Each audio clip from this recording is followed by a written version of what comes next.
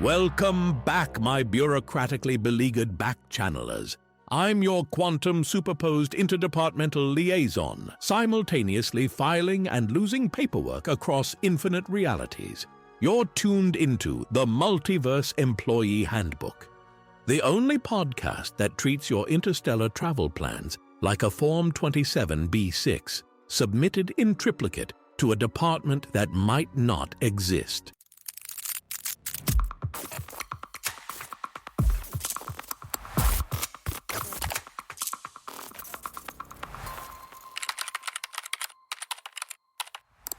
As the force of May 4th and the Sith revenge of the 5th recede into our cosmic rearview mirror, NASA's Black Hole Week 2025 continues its inexorable gravitational pull on our collective attention. Right now, across the internet, astrophysicists are unleashing a supermassive stream of black hole content, collapsing complex science into digestible social media posts from which no curious mind can escape. Oh, wow, man. What perfect timing for our wormhole episode, because while everyone else is focused on cosmic endpoints with no exit, we're exploring the universe's secret passageways and administrative shortcuts. Consider us the rebellious counterpoint to Black Hole Week. Instead of studying cosmic dead ends, we're mapping the interstellar bypasses. May the mass be with you, just not concentrated enough to prevent your eventual escape. We've all fantasized about skipping the cosmic queue, that interminable line stretching between here and Alpha Centauri that would take 4.3 years to traverse at light speed. The universe's fastidious insistence on the speed limit feels suspiciously like that one pedantic administrator who won't process your reimbursement request because you used blue ink instead of black. But what if there's a loophole in spacetime itself? A bureaucratic backdoor that Einstein and Rosen discovered, Wheeler formalized, and modern physicists are now trying to exploit for faster processing times. That's right, we're talking about wormholes, the cosmos's administrative shortcuts that might allow us to bypass the universal speed limit without technically breaking any laws of physics, much like finding that one sympathetic clerk who knows which forms you can skip. Approved. Yay! Gather round the quantum spacetime requisition department, my reality-bending requisitioners, for a tale that would make even Kip Thorne question their causal consistency.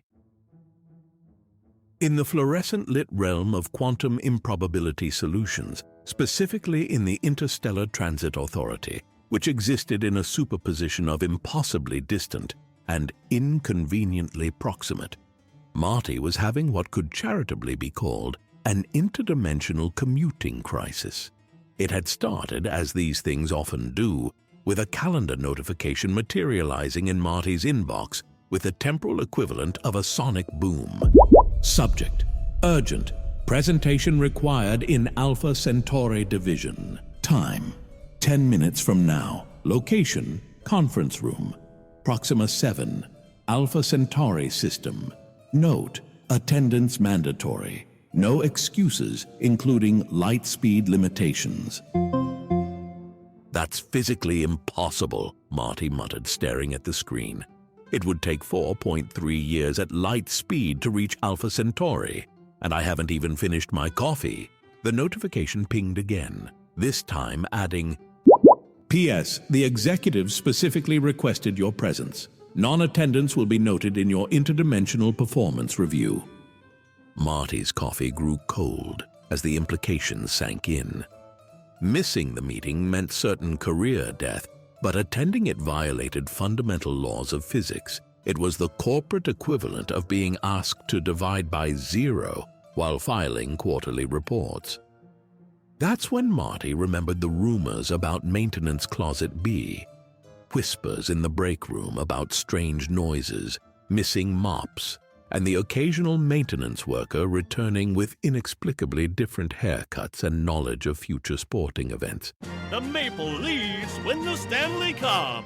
The closet door creaked open to reveal what appeared to be a perfectly ordinary maintenance closet, except for the swirling Einstein-Rosen bridge, where the cleaning supplies should have been.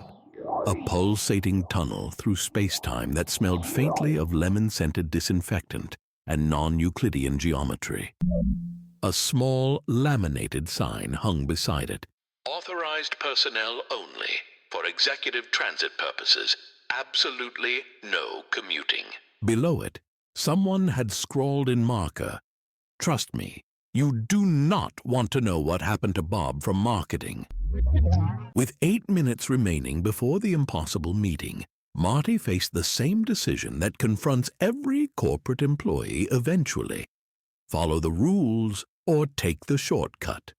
And like every corporate employee who's ever stared down a deadline that cared nothing for physical limitations, Marty chose the shortcut.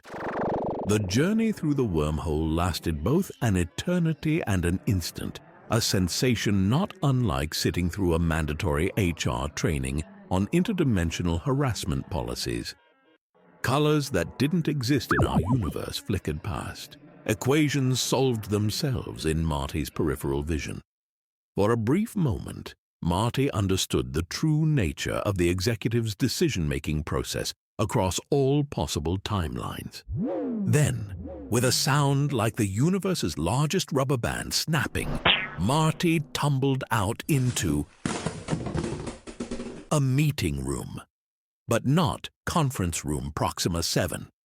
This was clearly HR's infamous negative energy density meeting room, recognizable by its motivational posters about maintaining negative energy and the palpable sense of existential dread. The head of HR looked up from a stack of papers, unsurprised. "Another one," they sighed. "Let me guess. Alpha Centauri meeting." "How did you—" "You're the fifth one today. The wormhole was recalibrated for HR use after the causality violation incident last quarter. The executives determined that only HR has the appropriate negative energy density to maintain stable wormhole operations." The HR director checked their watch. "The good news is, you're actually 3 days early for your meeting." "Early? But it starts in 6 minutes." "Yes. Well, that's the problem with Einstein-Rosen bridges that aren't properly calibrated. They don't just bend space, they fold time. You've arrived before you even received the meeting request." And that's when the true philosophical horror dawned on Marty. "So, I'm the reason I got the meeting request in the first place. Because I'm already here, they're going to schedule the meeting, which will cause me to use the wormhole. Which is why I'm here now?" "Precisely. A closed time-like curve of corporate bureaucracy. Beautiful, isn't it?" Rather than accepting defeat, Marty did what any resourceful employee would do: formed a committee. Specifically, the Closed Time-like Curve Work Group, which was tasked with resolving the paradox while simultaneously being responsible for creating it. The work group's first action was to reschedule the Alpha Centauri meeting to a more reasonable time frame, which then negated the need for emergency wormhole transportation, which then eliminated the need for the work group, which meant the meeting was never rescheduled, which necessitated the emergency wormhole journey, which required forming the work group again. After 17 iterations of this loop, the executives finally intervened, declaring the situation a perfect demonstration of administrative efficiency and promoting Marty to Director of Paradoxical Productivity. And so, dear listeners, as we close the Quantum Requisition Department for another day, remember, in the vast cosmic bureaucracy of existence, sometimes the shortest distance between 2 points isn't a straight line, a wormhole, or even a well-placed bribe to the laws of physics. It's simply accepting that some meetings aren't worth warping the fabric of spacetime to attend. Though I should note that the closed time-like curve work group continues to meet every Tuesday at 3 p.m., 2 days before it was formed, to discuss problems it simultaneously creates and solves while consuming pastries that exist in a quantum superposition of fresh and already eaten. And that brings us to the fascinating science behind traversable wormholes. Unlike the convenient interstellar subway systems portrayed in Stargate, or the slightly more scientifically rigorous rotating black hole of Interstellar, actual wormhole physics derives from Einstein's field equations of general relativity, those deceptively elegant formulas that reveal space and time to be more like an easily distracted corporate memo writer than an unbending bureaucrat. The wormhole story begins in 1935, when Albert Einstein and his colleague Einstein-Rosen discovered a peculiar solution to these equations, a theoretical bridge connecting two regions of spacetime. They weren't thinking about cosmic shortcuts. They were attempting to model elementary particles, which tells you something about how wildly their mathematical solution exceeded their original intent. It's rather like accidentally designing a teleportation device while trying to build a better coffee machine. The term wormhole wouldn't emerge until physicist John Wheeler coined it in 1957, providing the perfect metaphor: a tunnel bored through an apple, or space-time, by a worm, creating a shortcut between points that would otherwise require traversing the long way around the apple's surface. The mathematics was sound, but the physical requirements remained insurmountable. Enter Kip Thorne in the 1980s, who explored whether wormholes could actually be traversable, a question that arose not from pure scientific curiosity, but from a request by Carl Sagan for his science fiction novel Contact. Imagine asking your physicist friend for help with your novel and accidentally advancing theoretical physics in the process.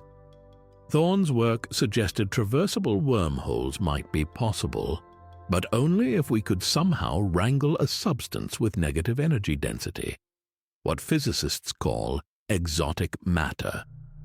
Recent developments in quantum gravity suggest that quantum entanglement, that spooky connection Einstein himself found so troubling, might be fundamentally related to wormholes through what's called the ER equals EPR correspondence, suggesting that entangled quantum particles might be connected by microscopic wormholes.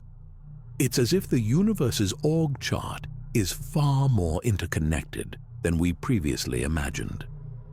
When we return from this brief quantum fluctuation, we'll dive deeper into the exotic matter requirements for maintaining stable wormholes and explore the fundamental question that keeps physicists up at night: whether the laws of physics permit cosmic shortcuts without breaking causality, or if the universe's restrictions on FTL travel are as unyielding as IT's refusal to upgrade your 8-year-old laptop.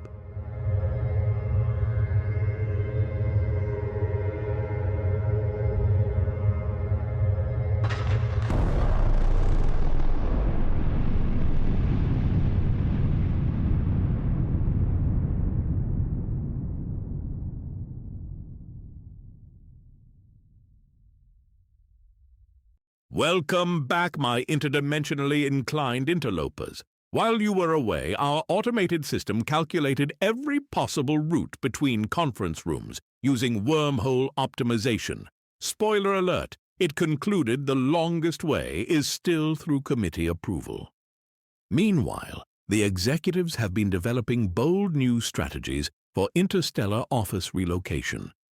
Though I should note their proposal for negative energy generation involves making every employee listen to quarterly earnings calls on repeat. Apparently, nothing creates exotic matter quite like the collective sigh of a workforce discovering their bonuses have been deferred to a parallel timeline. Let's tunnel straight into the heart of wormhole physics. When Einstein and Rosen published their paper in 1935, they stumbled upon something extraordinary, a mathematical bridge that connected two separate regions of spacetime.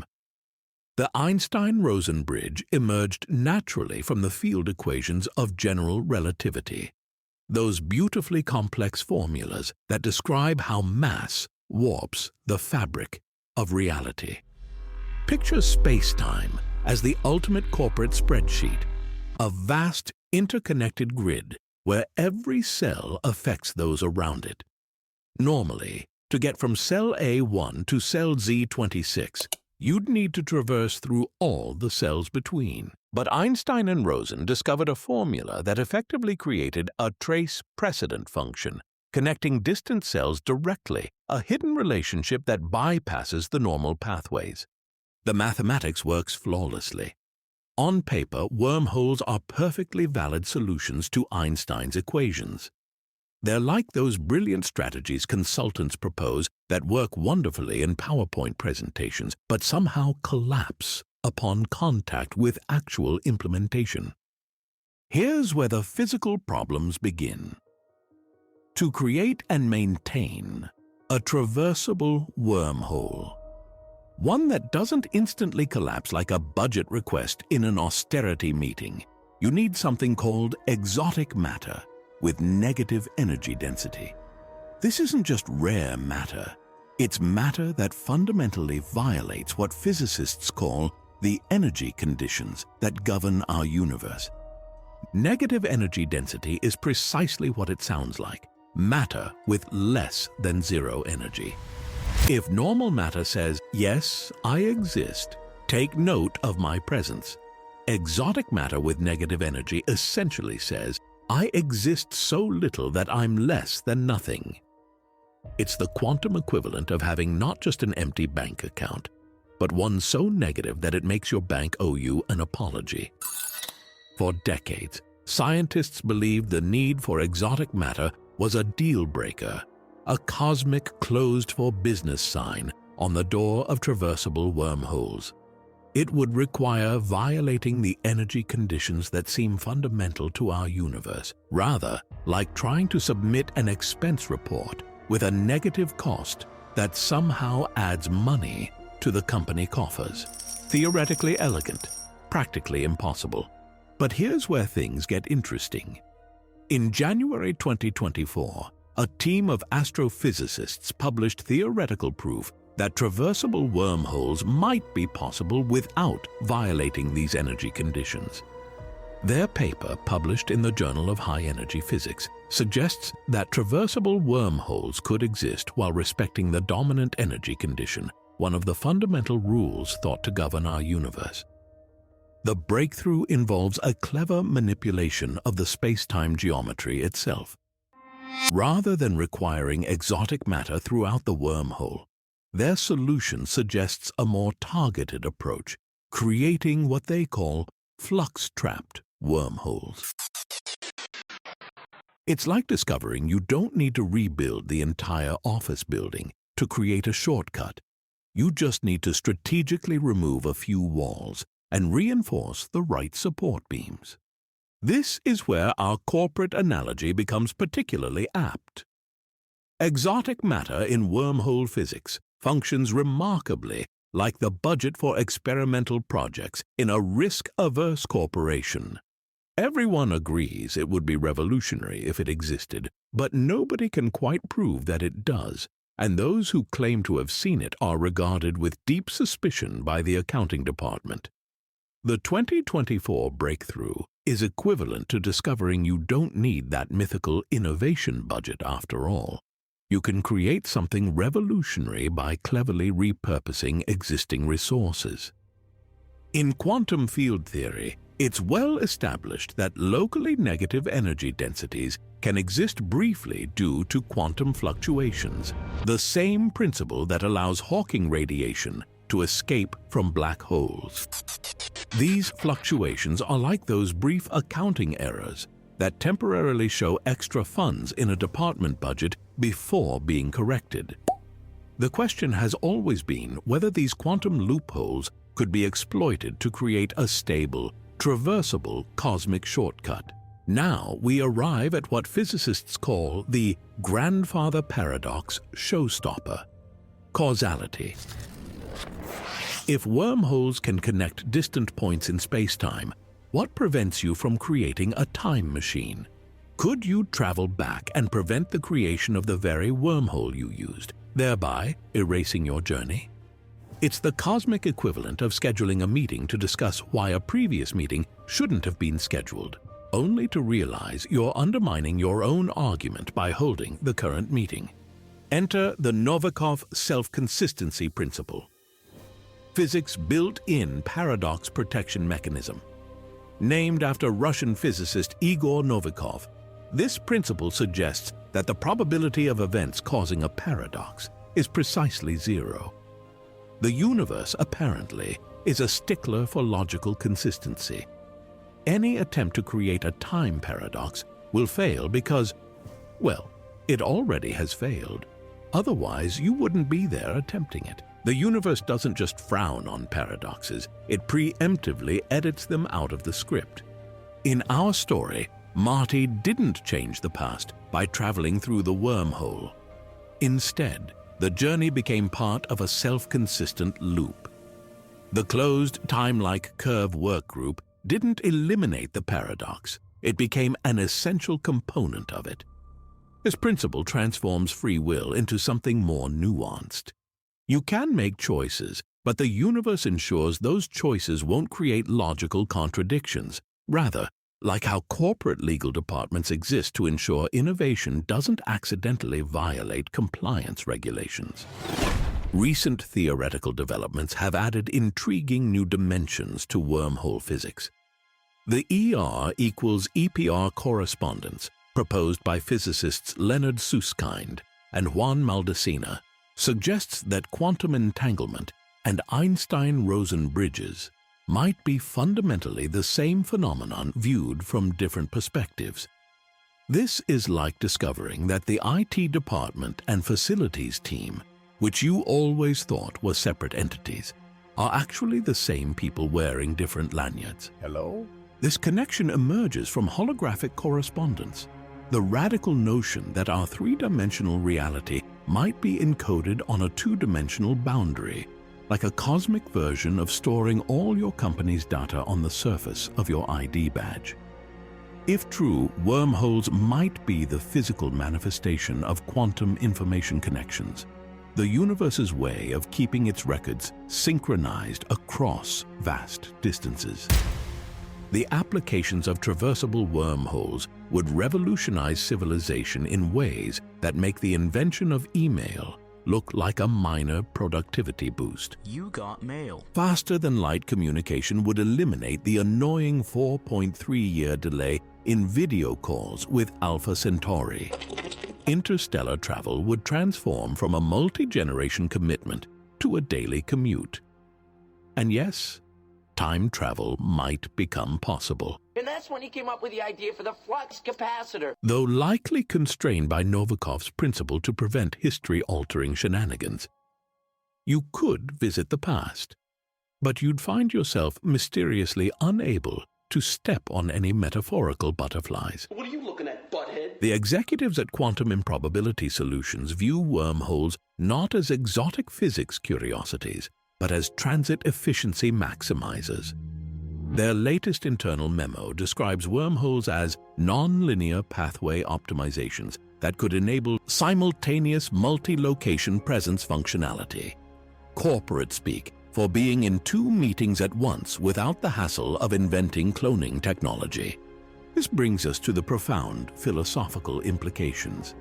If wormholes exist, but paradoxes cannot, what does this tell us about free will? Are we truly free if the universe prohibits certain actions? Or is this constraint itself a form of freedom? The assurance that reality won't unravel regardless of which cosmic shortcuts we discover. Consider the closed time-like curve work group from our story. Were its members exercising free will, Or were they simply playing parts in a predetermined causal loop? Perhaps both are true simultaneously. Freedom within constraints, like jazz musicians improvising within the structure of a standard. The existence of cosmic shortcuts doesn't eliminate determinism or free will. It reveals them to be complementary rather than contradictory. Even more profoundly, wormholes challenge our conception of distance itself. If 2 points can be adjacent through a wormhole despite being light years apart conventionally, then perhaps separation is merely a perspective rather than an absolute truth. This echoes the Zen koan about the shortest distance between 2 points being under your feet, a reminder that our perception of reality is shaped by the paths we've been taught to walk, not necessarily by the paths that exist. In the end, whether traversable wormholes prove physically possible or remain mathematical curiosities, their theoretical existence reminds us that the universe may contain shortcuts we've yet to discover, not just through space, but through problems we've assumed to be intractable. The greatest barriers might be our assumptions about what paths are possible, rather than any fundamental limitation of reality itself.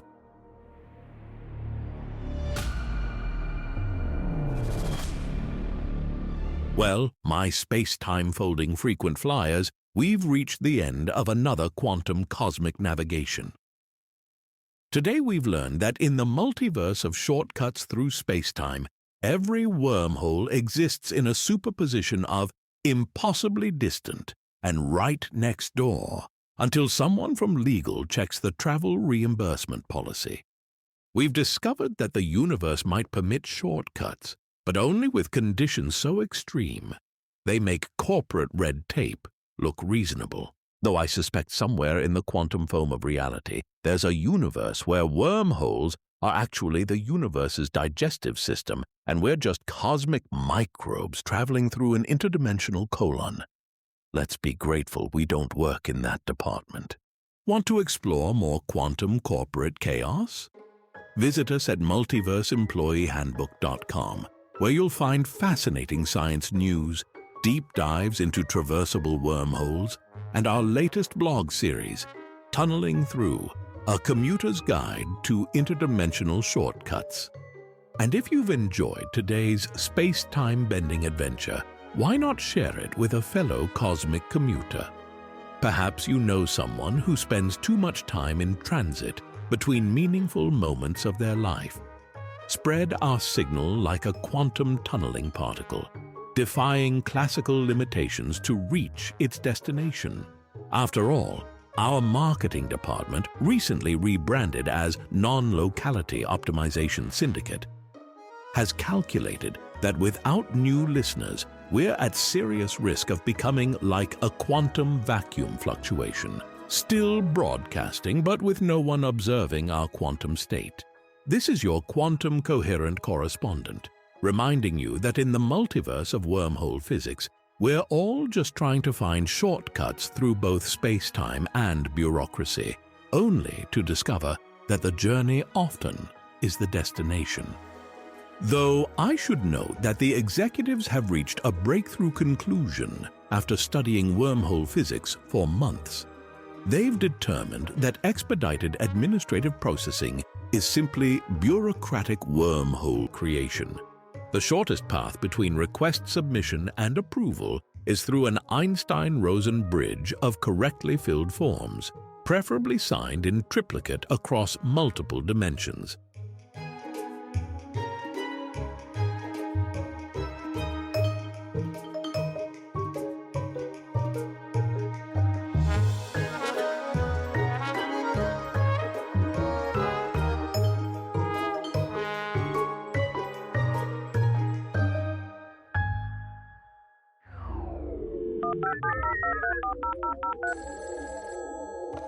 The Multiverse Employee Handbook was created by Rob Corrigan. The host, David, is a professional voice actor who has digitized his voice through 11 Labs voice cloning technology. All episode thumbnails are created with OpenAI, and music and sound effects come from Pixabay, which are generated by human artists, not AI. Everything else, the writing, jokes, research, sound editing, and coffee consumption, is 100% human-made by a human.